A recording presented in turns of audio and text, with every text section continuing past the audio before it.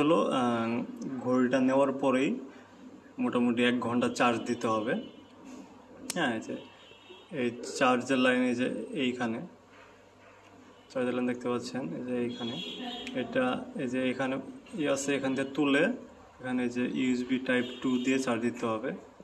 হ্যাঁ, সাবধানে এখানে চার্জ করতে হবে। তারপর যখন মোটামুটি ফুল চার্জ হয়ে যাবে, তারপর ঘড়িতে ব্যাটারি করতে হবে, ঘড়িতে সিম ভরতে হবে আর কি।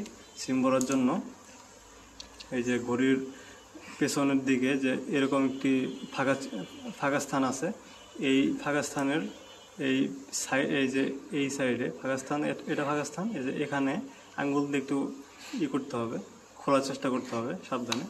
হ্যাঁ, এই যে খুলে গেল, দেখতে পাচ্ছেন। এখানে ঘড়ির ব্যাটারি এবং ব্যাটারির নিচে হলো সিম ভরার অপশন। তো ব্যাটারি খোলাও খুব কঠিন কাজ না। তো যে এভাবে করে যে এই আঙ্গুল দিয়ে আলতোভাবে টান দেওয়া হলেই ব্যাটারি খুলে যাবে।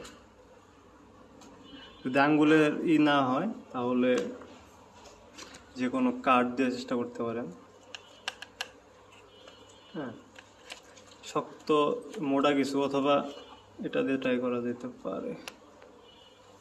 ঘড়ির ব্যাক কভারের সাইডে যে থাকে এটা দিয়ে ট্রাই করতেছি। হ্যাঁ, জি, এটা দিয়ে হবে। একটু খুলে আসলো, দেখতে পাচ্ছেন। এই যে এইখানে যে সিম ভরতে হবে। এখন এই সিমের যে আছে, ট্রেটা আছে, সেটা অনেকে ভেঙে ফেলে না বুঝে। তো এই সিমের ট্রেটা এভাবে রাখবেন। হ্যাঁ, এই এই ফাঁকা যে স্থানে এখানে আঙ্গুলের নখ লাগিয়ে, হ্যাঁ,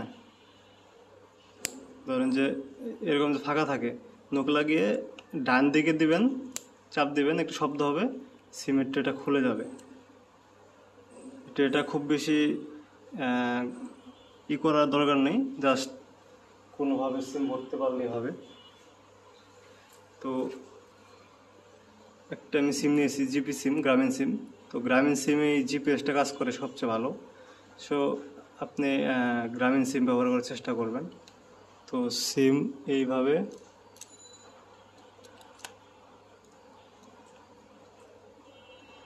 আচ্ছা, এখানে একটু